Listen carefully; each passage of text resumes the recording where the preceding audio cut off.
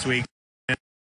In my hometown in Kansas next week. So I think the opportunity for us to make it to this next round lies within today, and I really do believe that. I love what Dale Jr. said on the show a moment ago. You've won here at Talladega before. He says to win here, you have to be selfish. You agree with that? Yeah, nobody was more selfish than him. That's a good point. But, you know, I mean, it's you got to be that way. He tells it like it is. I mean, you got to go out there and take, because if you don't, somebody else is going to. Having a fast forward is extremely beneficial to be able to do that. You can't just take and be on offense with a defensive car, with a slow car. You know, we are benefiting from having fast cars and being on the offensive side. We just got to go out there, listen to my spotter. You know, I tell him, man, drive the car, but if I agree with you, by all means, I'll go with what you think, and I'll move down in front of that line. If I don't agree, we'll figure it out from there. But that, you know, driver-spotter communication is everything on a track like this. As he mentions, they come in with some points to gain, -10. All right, Kyle, I got to start with the obvious. 1.7 seconds off in single car runs, really lacking speed inside that car. What do you guys do today? How do you make up for that? I don't know. I guess the good thing is you got the draft to rely on here at Talladega. So, I mean, we're always pretty slow, but we've never been 1.7 seconds off. Usually we're a second off. But I don't know. It's disappointing, but like I said, you know, a lot of stuff can happen here. You know, thankfully we have the draft to rely on, and you know, there's always big accidents that hopefully we can miss. So. Like I said, not sure why our credit will make Chevy's so off, but we'll do what we can to make the most of it. You're 12 points out of the cut line right now. I know stage points are probably paramount, but you're lacking the speed. Is it really just sort of a go-for-broke situation if you get in the pack trying to make moves? Yeah, I mean, obviously we'd like to gain stage points because I always feel like at super speedways, that's where you know, we lose out on a lot of points. So, you know, being below the cut line, you know, if we can get some stage points, that'd be nice. But the Fords, they always work so well together, and there's a lot of Fords in front of me in points. So, you know, I feel like they're going to gain a lot. So, you know, hopefully we can, you know, they can have some misfortune there late in the race, and we can end up with a decent finish and then go on to Kansas and, you know, try and probably get a win. If there's a driver that can make up for a deficit in speed in the car, it's definitely Kyle Larson.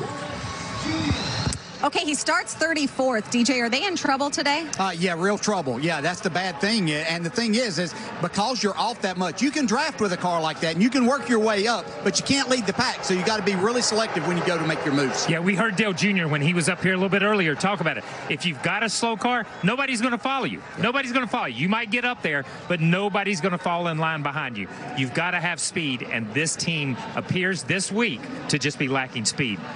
All right, let's talk about the fans, because the drive from Peachtree City, where Rutledge Wood lives, about 2 hours, Rut? Some fans, do I understand, have driven a lot further?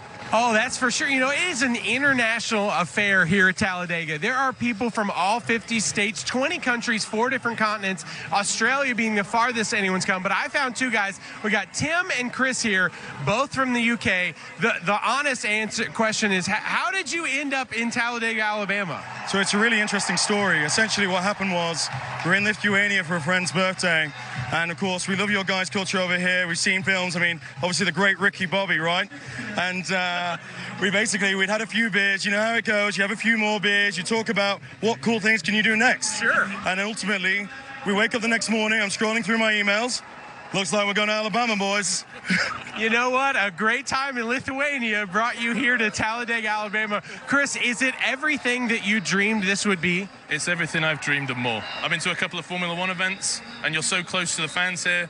We had a beer last night with the VP of RCR Racing. Fantastic hospitality. We've been made feel very welcome.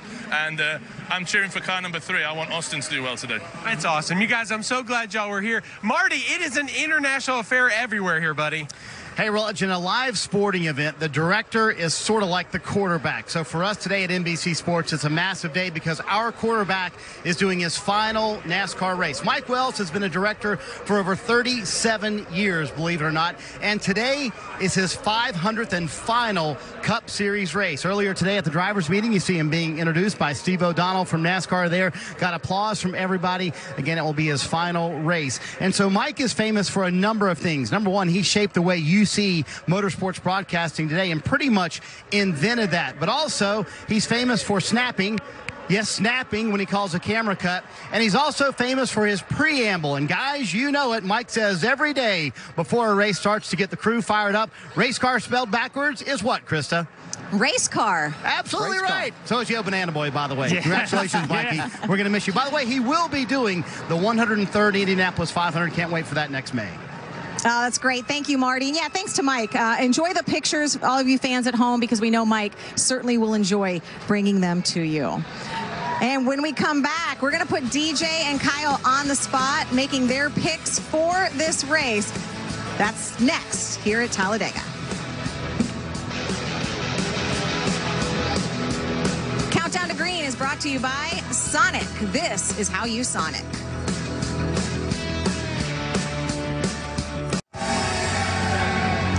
Countdown to Green is brought to you by Sonic.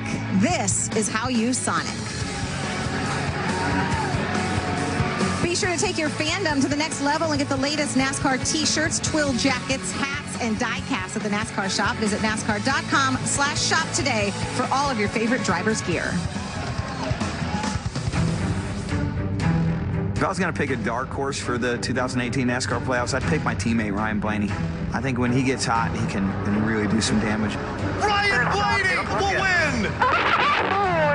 That was awesome. I'd like to say us, I guess. I feel like we fly under the radar pretty well, and that's kind of been our style. Move it on, boys and girls!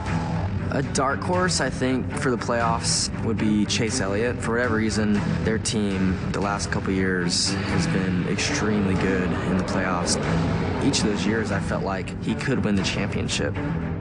You know, I think as a whole have been better. You know, momentum is huge, and if you can get on a roll at the right time, that's going to be hard to beat. Hell yeah, baby! Wrap around the corner! I feel like the 10 team would certainly be the dark horse for the playoffs. We have speed, we run up front. I feel like our potential sometimes goes unseen because we have luck not go our way. Y'all should have been going to victory lane today. I think we fly under the radar because of that, so I think we could surprise a lot of people. So I'm going to ask you guys for some picks coming up. But first, I want to just know, broad picture, this race, Kyle. I mean, what is it about this race that has everyone so on edge, and why fans come from all 50 states just to see it? Because we talk about it every week, that there's this guy that can win a race or that guy. When you come to Talladega, the guy that qualifies on the pole, the guy that starts dead last, in their heart, they believe they can win this race. And the tension just builds from the front of the pack all the way through. Yeah, anything can happen today. I mean, we say that, and it's not just something that we're putting out there to keep everybody watching, because you have to watch every single lap. Long 500 miles, a lot of things are going to happen, but anything can happen at any point in time that's going to totally change the shape of this race and possibly the shape of the playoffs. And I think that's the biggest thing to remember, is that in our playoffs, in the world of NASCAR, not like others where once you're eliminated, you're gone. You don't compete anymore. We still have people competing here at a high level wanting to win. And when I think about people like Denny Hamlin and Ricky Stenhouse, they could really factor in here today. Yes. Yeah, and it's not just at the end of the race. These stages are we're going to have the first stage end at lap 55. What's going to happen on lap 54? It's going to be crazy.